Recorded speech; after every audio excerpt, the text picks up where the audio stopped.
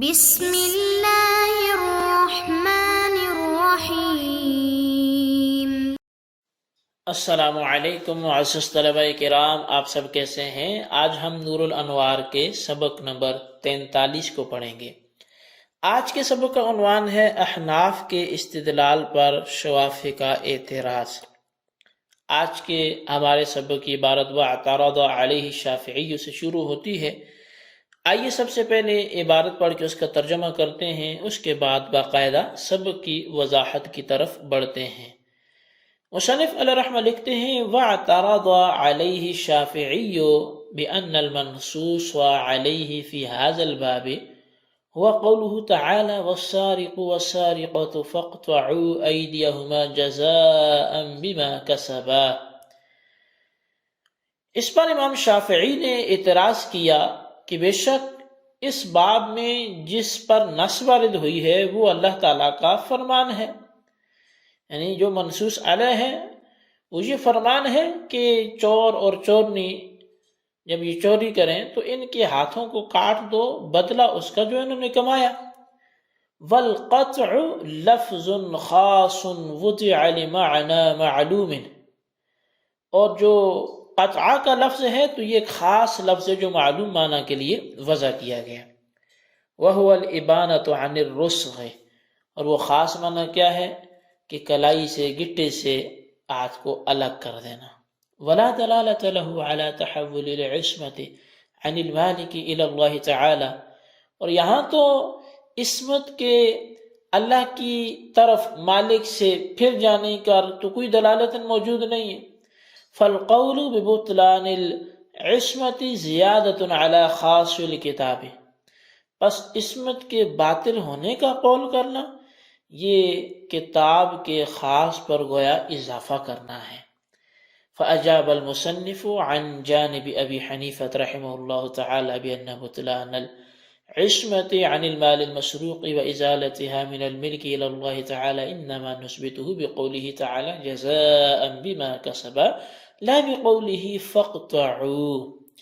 بس مصنف نے امام اعظم ابو حنیفہ رحمۃ اللہ تعالی علیہ کی طرف سے جواب یہ دیا ہے کہ مال مسروق سے حفاظت کی ذمہ داری کا باطل ہونا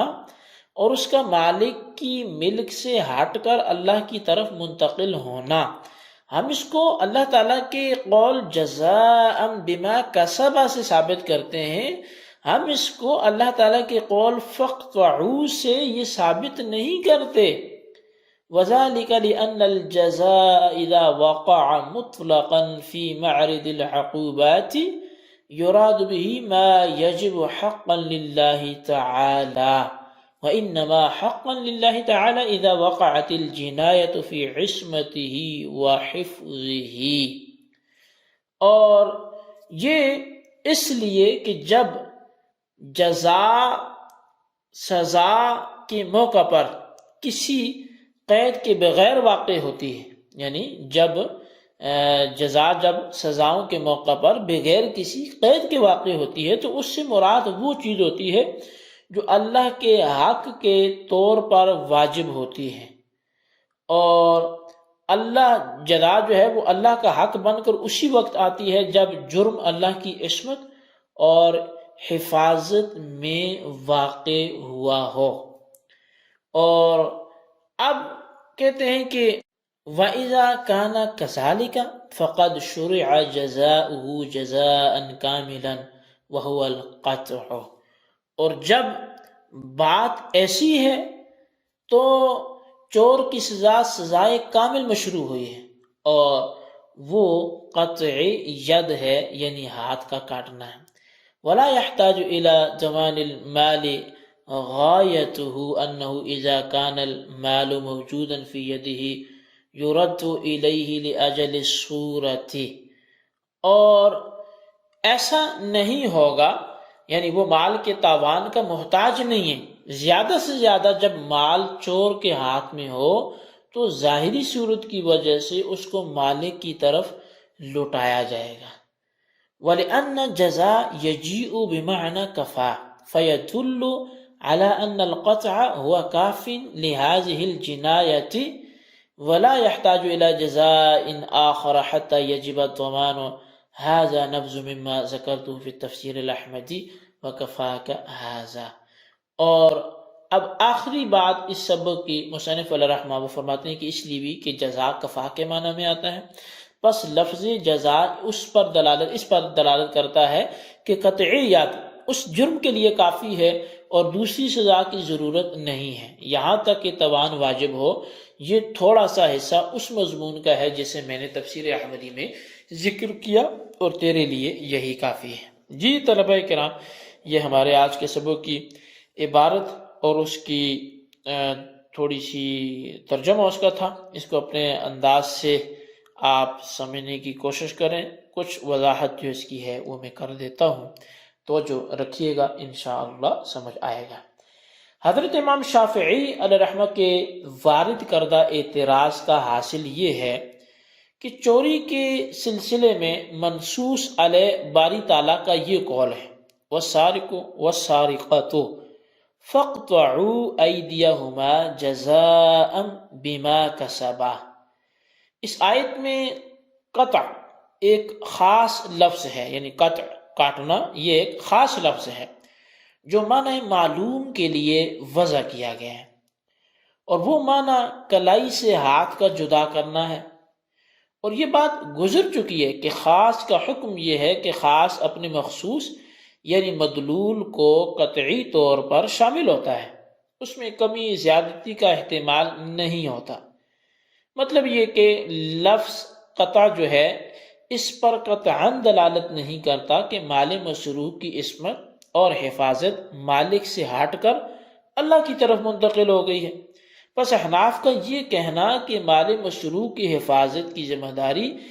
مالک سے ہٹ کر اللہ کی طرف منتقل ہو گئی ہے، کتاب اللہ کے حکم خاص پر زیادتی کرنا ہے،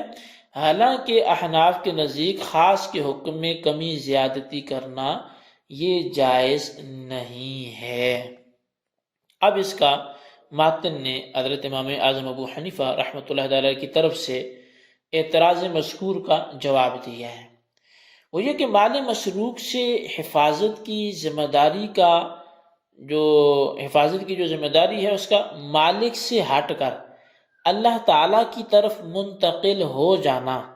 ہم اس کو باری تعالیٰ کے قول جزاء بما کسبا سے ثابت کرتے ہیں، اور باری تعالیٰ کے قول فاقطعوا سے ثابت نہیں کرتے، جیسا کہ امام شافعی علیہ رحمہ نے یہی سمجھا کہ جو قطع لفظ ہے یہ مخصوص معنی کے لیے وضع ہے، تو جو ہے تو ہم اس سے بات ہی نہیں کر رہے، ہم تو جزا سے ثابت کرتے ہیں۔ لفظ جزا سے ثابت کرنے کی ایک وجہ تو یہ ہے کہ جزا جب سزاؤں کے موقع پر مطلقاً یعنی بغیر کسی قید کے واقع ہوتی ہے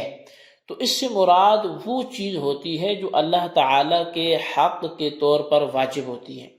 یعنی وہ خالصتاً اللہ کا حق بن کر واجب ہوتی ہے۔ اور یہ حقیقت ہے کہ جزا اللہ کا حق بن کر اسی وقت آتی ہے جب جرم اللہ کی عصمت اور حفاظت کے تحت واقع ہوا۔ بس معلوم یہ ہوا کہ مال مسروق سے عصمت و حفاظت مالک سے ہٹ کر اللہ کی طرف منتقل ہو گئی، اور چوری کا جرم اللہ کی عصمت و حفاظت میں واقع ہوا ہے، اور جو جرم اللہ کی عصمت میں اللہ کی حفاظت میں واقع ہو وہ کامل جرم ہوتا ہے، اور کامل جرم کی سزا بھی چونکہ کامل ہوتی ہے، اس لیے فعل چوری کی سزا کامل سزا مشروع ہوئی ہے، یعنی قطعیت چور کی جو سزا ہے یہ کامل سزا ہے، اور جب قطعیت چور کی کامل سزا ہے تو اس پر ضمان وغیرہ واجب کرنے کی بالکل بھی ضرورت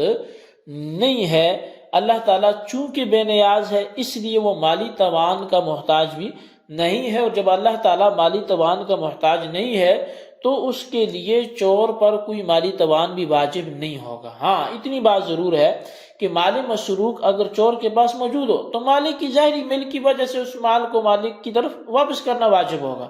جزاء بما کسبا سے ثابت کرنے کی دوسری وجہ بھی ہے،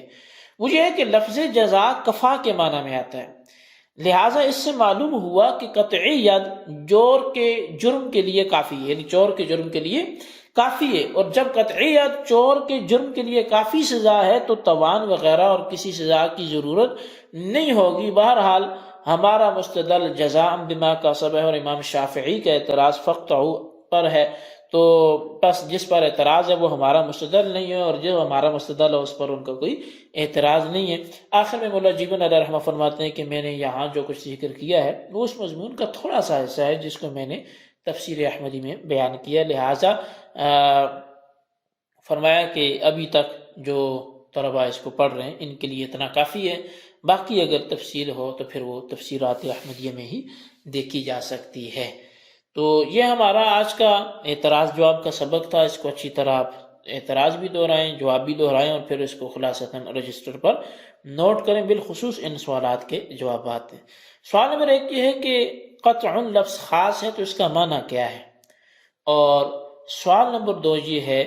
کہ جزاء بما کسب سے احناف